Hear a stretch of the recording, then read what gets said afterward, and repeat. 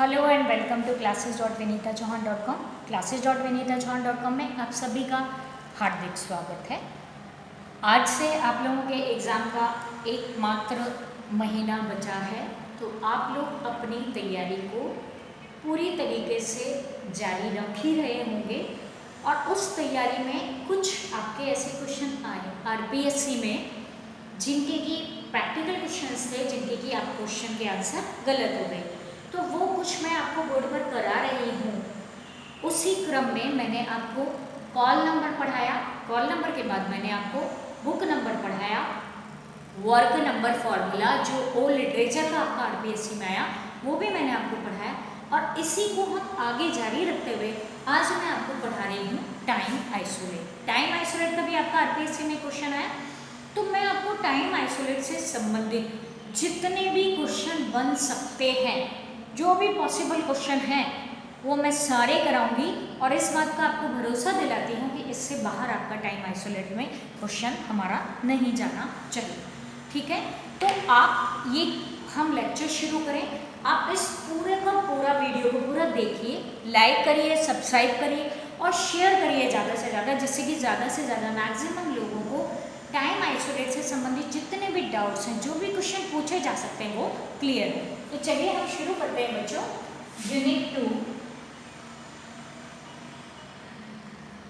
और यूनिट 2 का ये क्या है आपका टाइम आइसोलेट। यूनिट 2 में टाइम आइसोलेट चैप्टर नंबर कौन सा है? ये हमारा 3। कहाँ दिया है? Page number 2.7। किसमें? कोलन क्लासिफिकेशन में। कोलन क्लासिफिकेशन के 2.7 में दिया है टाइम आइसोलेट। क्या है ये टाइम आइसोलेट? हमारे लाइब्रेरी में जो वर्गीकरण है वो किताबों के नाम को नंबर में बदलती है। अगर मान लीजिए किसी पुस्तक के विषय के साथ साथ उसका समय भी दिया गया है, जैसे 1857 की क्रांति, 2010 में भारत में पुस्तकालय विज्ञान, या आपका इसी तरह से राजस्थान का इतिहास ड्यूरिंग मान लीजिए आपका राजस्थान का इतिहास आफ्टर इंडिपेंडेंस 1947 के बाद या बिफोर इंडिपेंडेंस 1947 से पूर्व, इस तरह का कोई क्वेश्चन आता है, या लाइब्रेरी साइंस अप टू 2020 तक पुस्तकालय विज्ञान, या पुस्तकालय विज्ञान का फ्यूचर भविष्य, या पुस्तकालय विज्ञान का पास्ट, या पुस्तकालय विज्ञान से संबंधित अगर आपका ये प्रश्न आता है 1910 से 2020 लाइब्रेरी साइंस इन इंडिया, जब से हमारी लाइब्रेरी साइंस बड़ौदा में शिवाजीराव गायकवाड़ तृतीय के द्वारा शुरू की गई है 1910 से लाइब्रेरी साइंस 1910 से 2020 तक, तो हम इस समय को कैसे नंबर में बदलेंगे ये दिखाया है डॉक्टर रंगनाथन ने चैप्टर नंबर 3 टाइम आइसोलेट के अंतर्गत। अब बच्चों टाइम आइसोलेट में उन्होंने ए को बताया है 9999 ईसा पूर्व। ईसा पूर्व को क्या बोलते हैं? बिफोर क्रिस्ट, यानी कि बीसी, बिफोर क्रिस्ट। रंगनाथन ने उसके लिए किसका यूज किया है? ए। अगर आपका आ जाता है मेसोपोटामिया या मिस्र या चीन या इजिप्ट का 9 ईसा के 9999 वर्ष पूर्व का इतिहास, तो हम 9999 ईसा पूर्व के लिए क्या यूज करेंगे? ए। बी यूज करेंगे हम 9999 से और 1000 ईसा पूर्व। 9999 से और 1 ईसा पूर्व, 1000 ईसा पूर्व, 1 या 1000 ईसा पूर्व क्या बोलेंगे? बी। सी का यूज करेंगे 999 से और 1 ईसा पूर्व। ठीक है, अब अगर मान लीजिए आपसे पूछ लिया जाता है 500 वर्ष ईसा पूर्व, देखिए ये प्रश्न आता है बच्चों, 500 वर्ष ईसा पूर्व के समय को कैसे दर्शाएंगे आप? हम 999 में से 500 लेस करेंगे 99499 सी।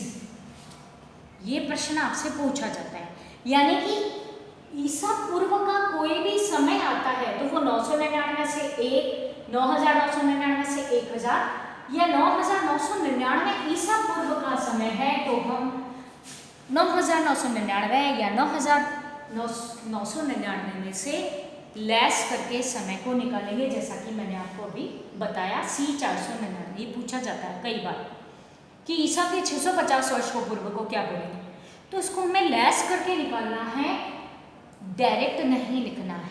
पहला प्रश्न ये यूजीसी नेट में, केवीएस, एनवीएस में कई बार पूछा गया और बुक्स में भी आपने देखा होगा और आप पूछते हो कि किस तरीके से, तो ये माइनस करके हम निकालते हैं और ज़्यादातर यहीं से पूछा जाता है 9999 से, और यहाँ इससे आपका नहीं पूछा जाता, ज़्यादातर आपका इस सीरीज से पूछा जाता है।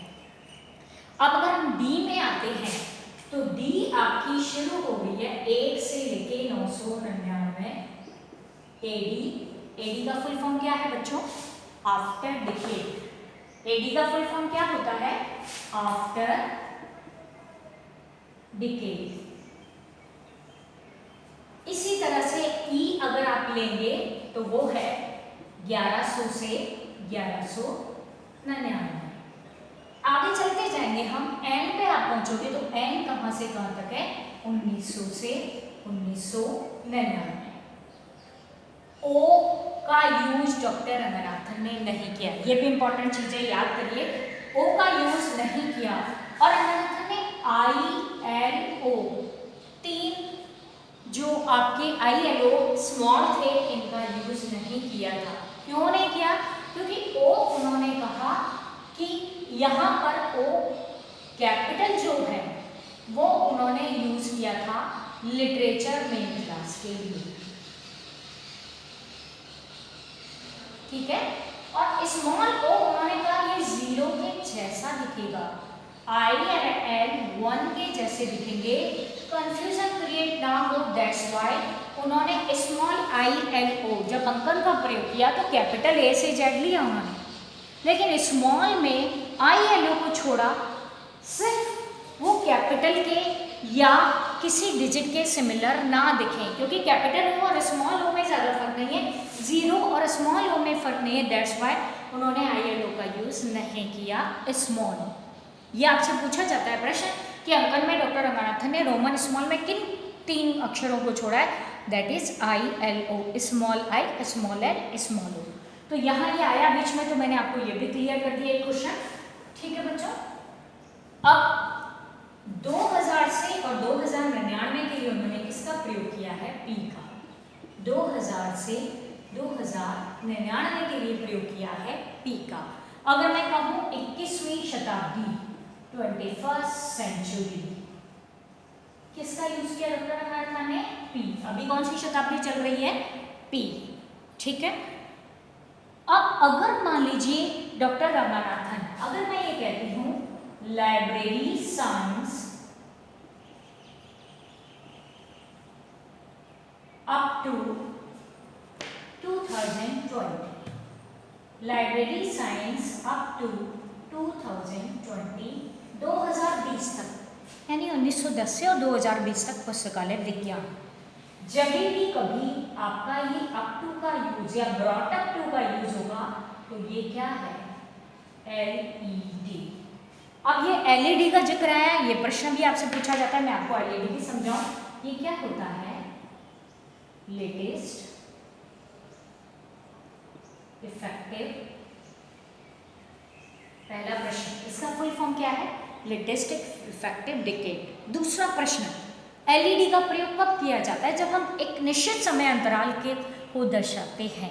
LED के लिए डॉक्टर रंगनाथन ने, मैं 2000 का ही लेती हूँ आपसे, अगर हम 2000 से 2019 का समय लेते हैं, 2020 से 2039, 2040 से 2059, 2060 से 2079, 2080 से 2099, 2000 से 2019 कितने वर्ष हो रहे हैं बच्चों? 20 वर्ष। 2020 से 39, 20 और 39 कितने वर्ष हो रहे हैं? 20 वर्ष। यहाँ भी 20, यहाँ भी 20, यहाँ भी 20।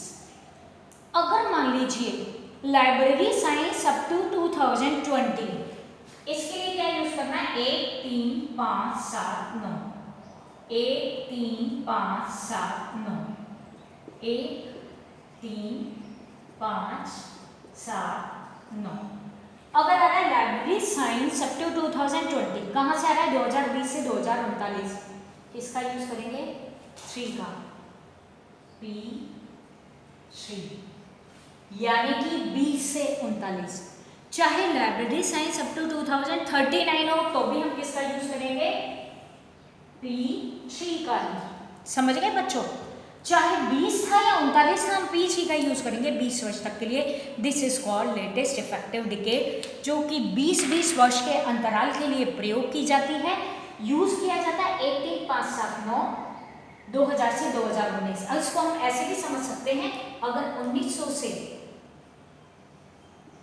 और 1919, 1920 से 1939, अगर मेरे पास होता है लाइब्रेरी साइंस अप टू 1920 तो मैं क्या यूज करती?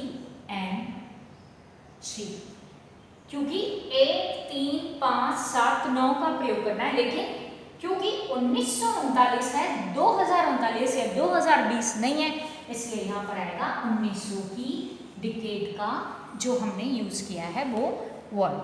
तो देखिए बच्चों, A से लेकर C तक है ईसा से पूर्व का समय, D से शुरू हो गया आफ्टर डिकेड या ईसा के बाद वाला समय, D E E 100 वर्ष के लिए डॉक्टर रंगानाथन ने D E F G H I J, और ये लास्ट कहाँ तक गया है? ये गया है Y C तक, 3100 से लेकर 3199। इससे ज़्यादा आगे तो आपकी कोई भी किताब में समय को नहीं दर्शाया जा सकता। डॉक्टर रंगानाथन इतने दूरगामी, इतने दूरदर्शी थे कि 3100 से 3199 तक की भी अगर आपके पास history of India during history of India, या मान लीजिए इंडिया का भविष्य, फ्यूचर ऑफ इंडिया, ये टेक्नोलॉजी ऑफ इंडिया, 3100 से 3199 में भारत तकनीकी के किस क्षेत्र में होगा, तो उसके लिए यूज करेंगे YC।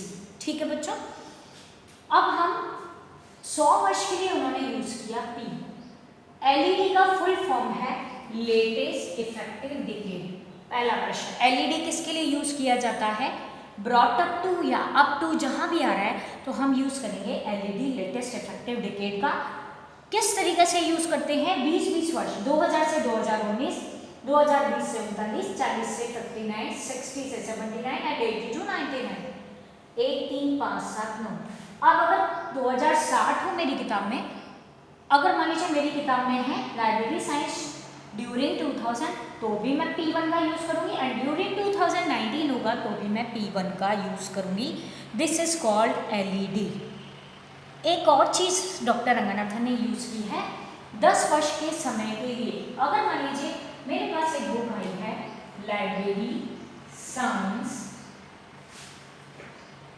इन 1990s, लाइब्रेरी साइंस इन 1990s, जब भी ये इस तरह से लिखा हुआ है तो इसका मतलब क्या है? 1990 से लेके और 99 तक पुस्तकालय विज्ञान क्या, पुस्तकालय विज्ञान के समय की बात की जा रही है। 1990 का मतलब है 90 से लेकर और 99, यानी कि कितने वर्ष हो गए? 10 वर्ष। और हम क्या यूज करेंगे? 1900 के लिए क्या यूज किया डॉक्टर रंगानाथन ने? N। तो हम 1990s के लिए यूज करेंगे N9। इकाई दहाई, दहाई पे 9 है, इकाई दहाई 9 है तो N9, इसका मतलब है 1990 से 99। अब अगर हम इसको N9 यहाँ भी यूज कर सकते हैं, N9 जैसे 2080 से और 99 तक, तो 9 तभी भी आपका सही है, 9 ही आ रहा है। 2000 अगर 80 से 99 के बीच में, दैट इज ऑल्सो N9 ही होगा। तो ये है आपका LED का प्रयोग या लेटेस्ट इफेक्टिव डिकेड का प्रयोग। अब अगर मान लीजिए आता है लाइब्रेरी साइंस 1910 में, इंडिया में library science in India during 1910, जबकि शाहजीराव गायकवाड़ के द्वारा लाइब्रेरी साइंस का प्रादुर्भाव करने के लिए यूएसए के वैज्ञानिक को बुलाया था 1910 में डब्ल्यूए गॉर्डन को। ठीक है, लाइब्रेरी साइंस मेन क्लास है आपकी 2। समय के लिए योजक चिन्ह का प्रयोग जो किया जाता है टाइम आइसोलेट के लिए, वो है डॉट। किस योजक चिन्ह का प्रयोग किया जाता है? डॉट का। ठीक है, 2 डॉट 1900 के लिए किसका यूज करेंगे? N10 library science during 2010 N10। तो मैंने आपको बताया शताब्दी, 10 वर्ष, 20 वर्ष और 1 वर्ष का समय। शताब्दी के लिए मैंने यूज किया था 1900 से 1999 के लिए N, 10 वर्ष के लिए 1990 से और 1999 के लिए N9, 20 वर्ष के लिए 2020 से 2039 तक मैंने यूज किया है P3, 1910 यानी कि 1 के लिए मैंने यूज किया है N10। समझ गए बच्चों? ये 10 वर्ष, ये 20 वर्ष, ये 1 वर्ष और ये 100 वर्ष का समय। तो आपका प्रश्न जो पूछा जाएगा वो या तो आपका जो मैंने बताया इस तरीके से कि ईसा के 500 वर्ष के समय को क्या बोलेंगे, आप क्या लिख दोगे? C500, गलत हो जाएगा, C499, लेस करके हमें उल्टा करके लिखना है। दूसरा एलईडी का full form latest effective decade. Latest effective decade में किसका प्रयोग किया जाता है? विषम संख्या का, सम संख्या का प्रयोग नहीं किया जाता। और लेटेस्ट इफेक्टिव डिकेड में 20-20 वर्ष के 2000 से 2019, 20 से 39, 40 से 59 और 60 से 79, इस तरह 20-20 वर्ष के समय का प्रयोग किया जाता है। अब हम आते हैं जो आरपीएससी में आपसे प्रश्न पूछा गया था।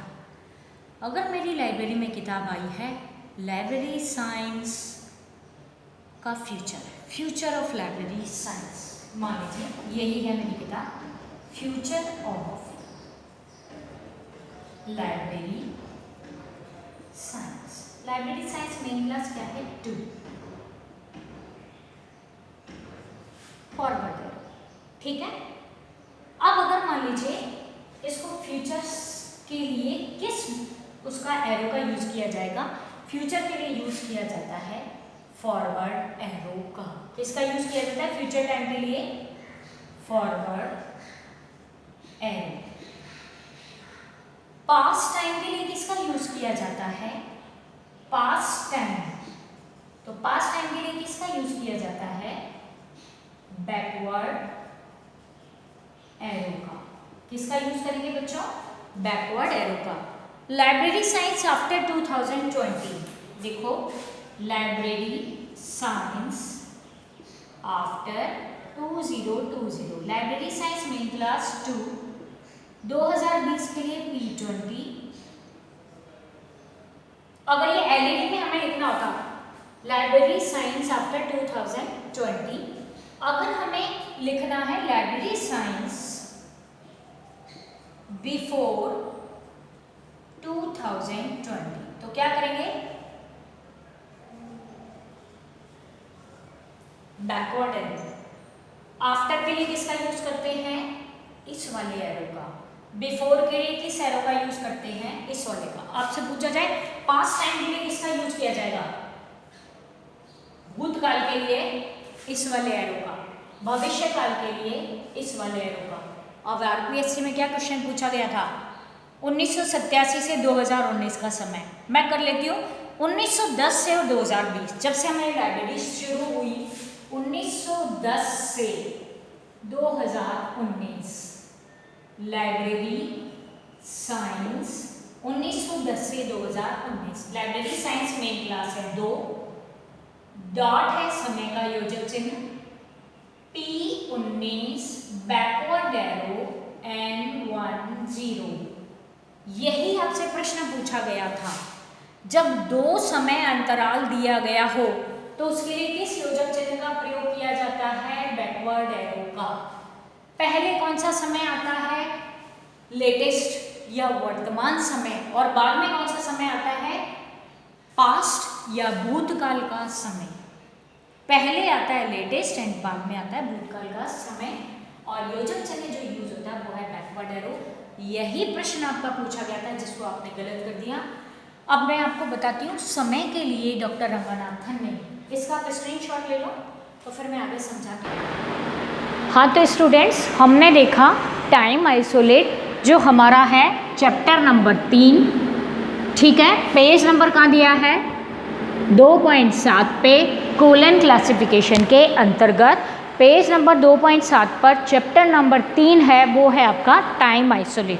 अब टाइम आइसोलेट के लिए डॉक्टर रंगनाथन ने कौन कौन से योजक चिन्ह प्रयोग किए हैं, योजक चिन्ह कौन कौन से हैं, ठीक है बच्चों। तो योजक चिन्ह में सबसे पहला जो टाइम को कनेक्ट करने के लिए डॉक्टर रंगनाथन ने जो चिन्ह यूज़ किया है that is single inverted comma, single inverted comma, ठीक है। दूसरा उन्होंने योजक चिन्ह जो यूज़ किया है वो है रोमन कैपिटल। रोमन कैपिटल का प्रयोग किसके लिए किया है 9999 ईसा पूर्व से और 3199 तक के समय के लिए Roman capital, Roman small. Roman small का यूज़ उन्होंने किसके लिए किया है, टाइम के दूसरे स्तर या समय के दूसरे स्तर या लेवल के लिए। अब ये समय का दूसरा स्तर क्या है ये मैं आपको बताऊंगी अभी।